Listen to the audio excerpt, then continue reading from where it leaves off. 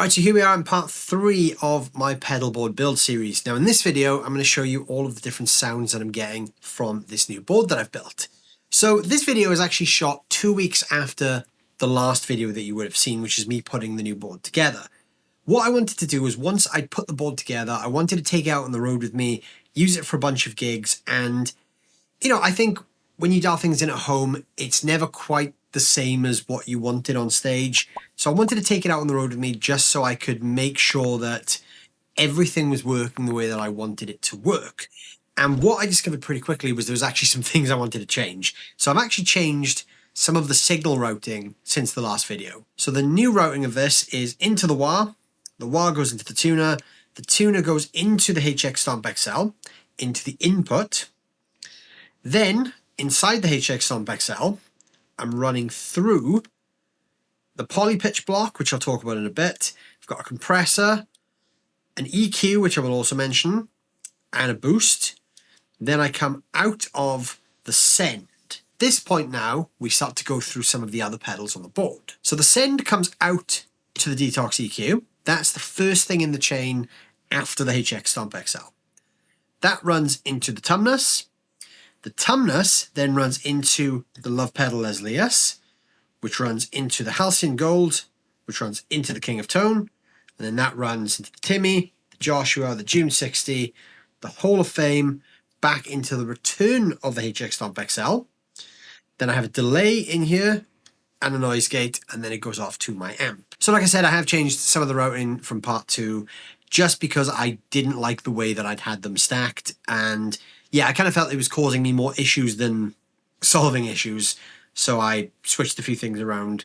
Even though there are some slightly longer cable runs now, doesn't really matter because it sounds a lot better. So gear-wise, I'm using the Yamaha RevStar Standard. This is plugged into the Blackstar St. James 6L6. The amp's running completely clean, and I've turned the reverb on the amp off today. That's running via the 2-note Torpedo Captor X. There's a slight bit of room ambience coming from the 2 notes because the room sound on there is just a natural room sound, but there's no actual reverb added. I'm going to be adding the reverb here at the Hall of Fame later on. So now I'm just going to walk you through a bunch of the tones on the board, but first of all, I'm just going to show you the clean sound that I've got the amp dialed into. So with nothing on the pedalboard on, this is the clean sound of the amp.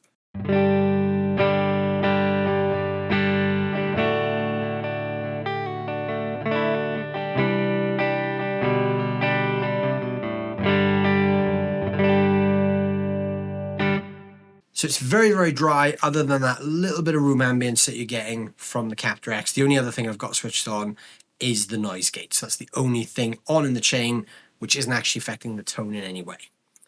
So we run through the wah pedal into the tuner. I mentioned in the last video I was going to put some pictures on the screen of the tuner. And what I have done in the bypass mode is I've put a picture of my girlfriend because I spend a lot of time away from home. And the cool thing with this tuner is you can have pictures of whatever you want on there. So you can take pictures of your family, of your partners, of your pets, whatever you want, put them on here, and it's a great way to kind of, feel connected to home when you're 1,000 miles away playing a show somewhere. So in terms of tone, the first things that are going to be on in the chain are going to be these 2 pedals here. Now these 2 are always on. So with my clean tone, which is what you just heard, these 2 pedals, I accidentally turned that one on, these 2 pedals are always going to be on. So the first thing that's always on is the Detox EQ. That is not really adding any volume as such. I think there's a tiny, tiny volume lift from it, but it's mostly just used as an EQ shaping tool. I find this is really, really useful, especially if I show up to a gig and I get to use a different amp. This kind of helps me keep things consistent, and I can use the EQ on here to dial things in the way I want it. It's also really useful if you change guitar and you're not quite happy with the way your pickups sound, you can make some quick EQ adjustments here and just help tidy things up as well. So this one is quite subtle, but it does fatten things out.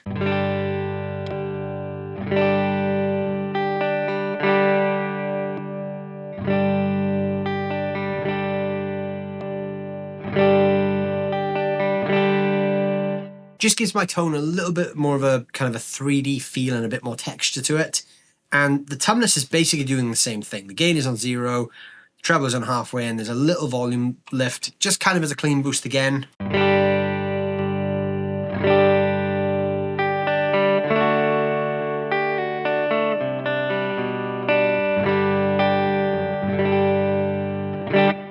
So those two pedals just add a bit of depth to my clean.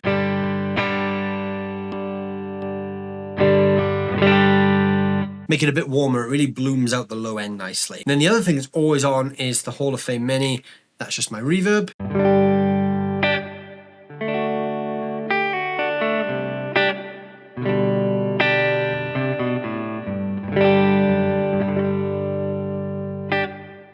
So that is my default tone for pretty much everything I do.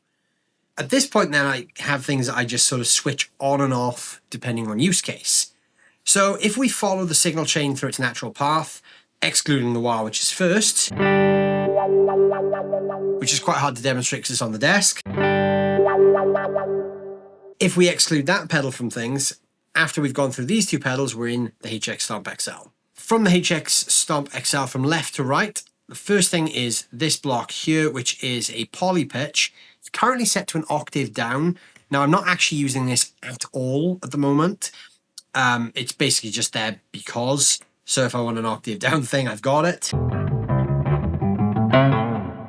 What I typically use this block for, which it's not set up for at the moment, is actually using the poly pitch down a semitone, because that's really useful if you're playing a show and you just need to drop by a semitone. You can do that.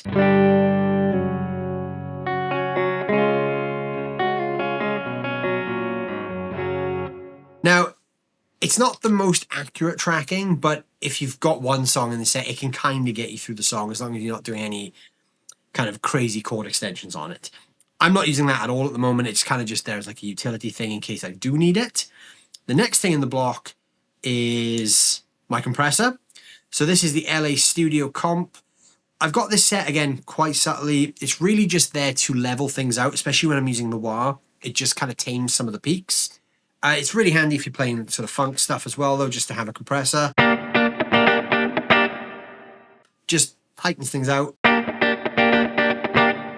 Like I said, though, I've got that set very subtle. In fact, I could even just leave that on for an entire show. And I probably wouldn't even notice that it was there. It's just kind of doing its thing in the background. I do tend to switch it on and off when I need it, but yeah, like I said, it's subtle enough that I could get away with not having it on. The next thing is this foot switch here. This is assigned to a simple EQ block, and what this is doing is this is acting as like a clean boost. So this is boosting 4 dB of mid. It's actually taking 2.5 dB of lows out, boosting 4 dB at 2K and 1 dB in the highs, and also I've got the level of it set to plus 8 dB. Now the reason I'm using that is it's nothing to do with playing lead guitar. It's just simply a boost for when I'm playing single note clean things. So when you're playing chords, you've got a lot of information there. If you then go to single notes, it can get quite quiet. So sometimes when you're playing single notes, you want them to really cut through the mix. So that's where this comes in use.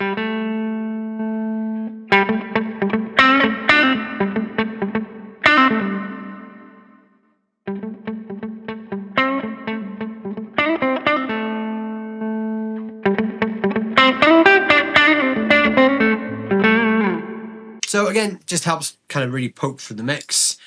That then goes into this, which is a King of Tone model, the Tone Sovereign. And this I've got with actually a really high gain sound. The gain is actually on 10 on both sides. Now, on its own, this does not sound that great. So when you hear this in isolation, it's not really a great tone.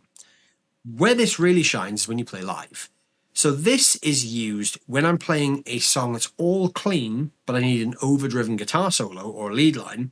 Instead of trying to turn on different combinations of pedals, I can just hit this button and it'll take me straight to a high gain overdriven sound. So yeah, in isolation, it doesn't sound great, but when you put it in a mix, it really excels and it sounds like this.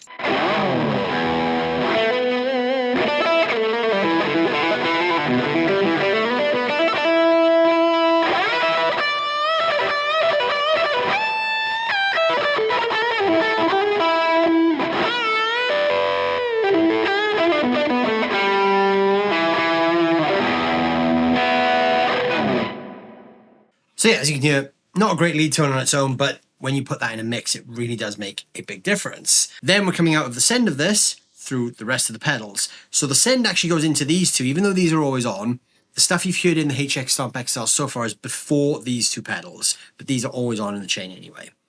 Out of these, we go into the Love Pedal Les Lius. This is used when I want like a tweed amp kind of thing. I've got it set kind of just above 9 o'clock. It just adds a nice tweedy sort of breakup to things.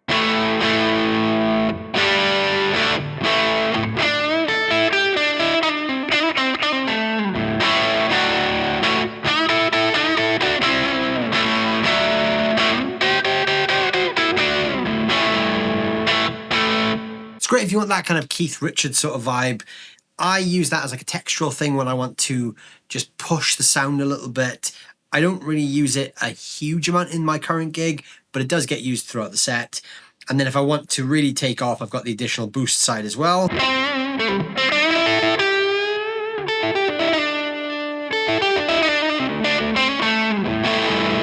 Now, like I said, I've got that set pretty subtle, but you can push this thing quite extremely. That then goes into the Halcyon Gold. This is Origin Effects kind of clone idea. I've got this set with very low gain, but it's set quite bright. I've actually got it in the mod mode, so it's got a little bit less of a mid-hum.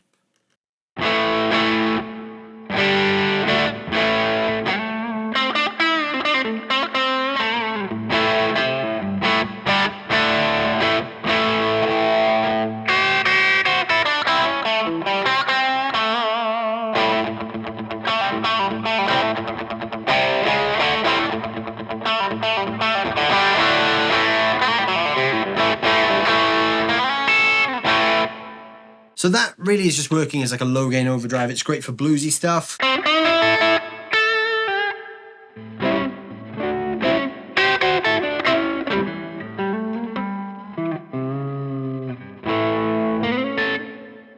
But it also works as just a kind of an amp pushing overdrive.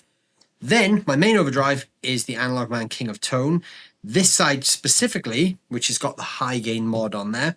And this side I'm using kind of like the clean boost here, but when I play single note lead things that I don't want to jump out like a guitar solo, but like maybe textural stuff inside a song, I'll use this side just to lift things. So here's my main drive sound.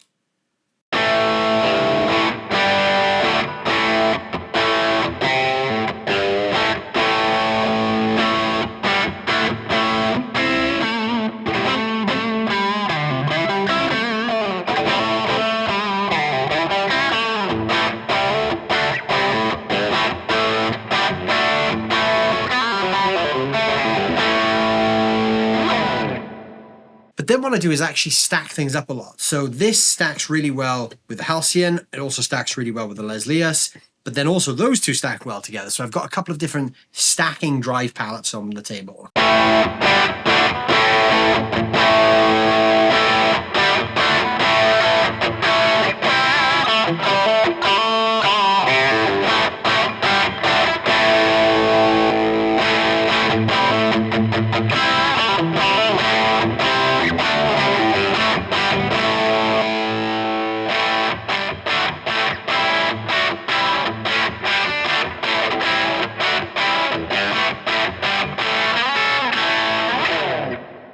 So a combination of those three, I can get loads of different drive sounds. Now let's say I'm playing with an overdriven sound and then I'm going from like a chord thing to single notes and I don't want my single notes to disappear. I'll hit this side.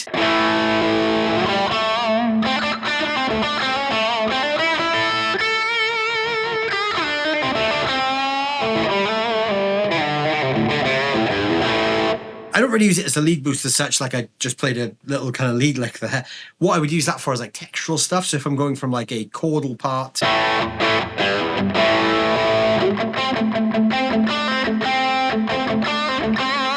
anything like that inside of a song, this just, again, fattens it, adds a touch more gain, and just a little bit of a level lift there as well. Then we're on to the MXR Timmy. Now this is my main lead guitar boost. So when I'm playing with an overdriven sound, I'll hit this pedal and this will add some volume and some gain for leads.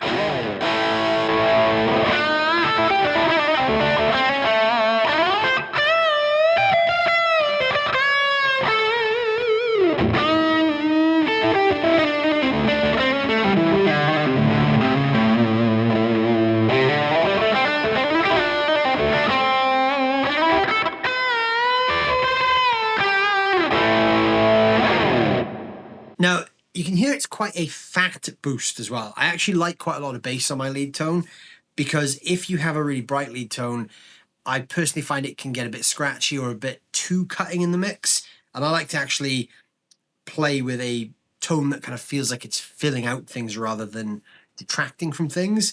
And in my experience, whenever I've used a thinner lead boost, I kind of feel like I disappear from the mix a bit. So that really solves that problem for me, because those notes kind of retain their fatness.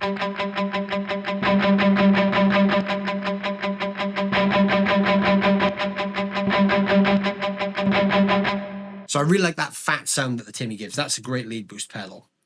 Then we come into the fun stuff. So the Joshua Ambient Echo, I'm using this with the compression set quite high and the modulation set quite high, but the delay basically off. So this I'm using just as, again, it's a textural thing. I don't use it a ton in a set. It's kind of set to like an 80s cleanish sound, and I just throw this on when I want something a bit fun.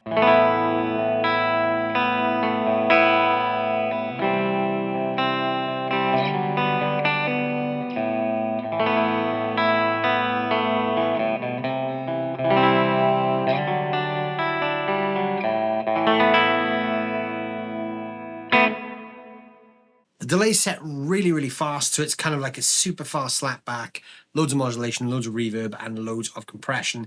It's kind of just a fun textural thing to throw in. It works nice if you're playing leads. So if I'm playing like a lead inside of a song and I just want to do something interesting.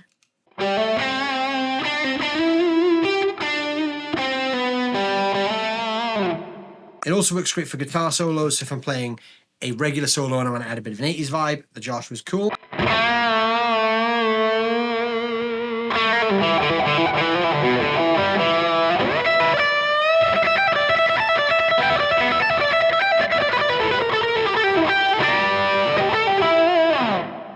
So yeah, just a fun pedal for that kind of thing. And then we come on to my main chorus, which is the TC Electronics June 60. I've got this in the mono mode, and I'm just using the first side of this.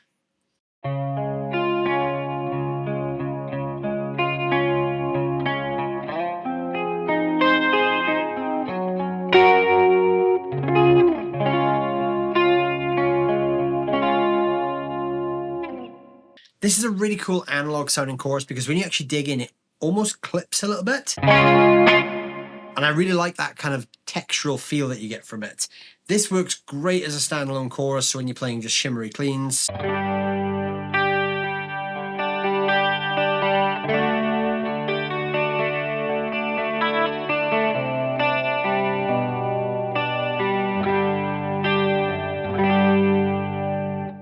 Also works great when you add some gain to it. So if I'm playing like a higher gain sound and I've got this on, it gives me like sort of an 80s rock sort of sound.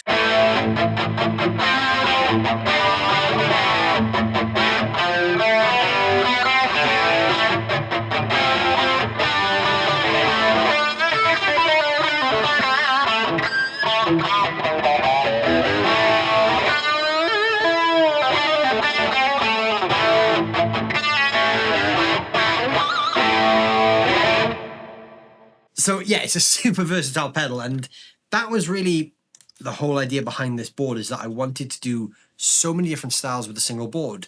And obviously, as you can see there, I can go from shimmery cleans to kind of screaming 80s pinch harmonic kind of things with just a few button presses.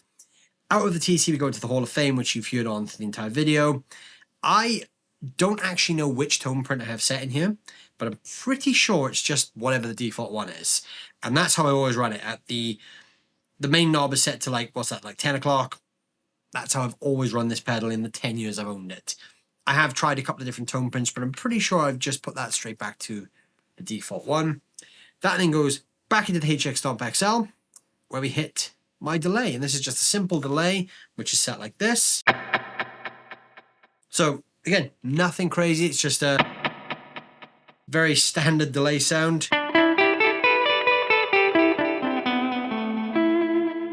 It's not doing anything crazy, but that's often paired with the chorus for things.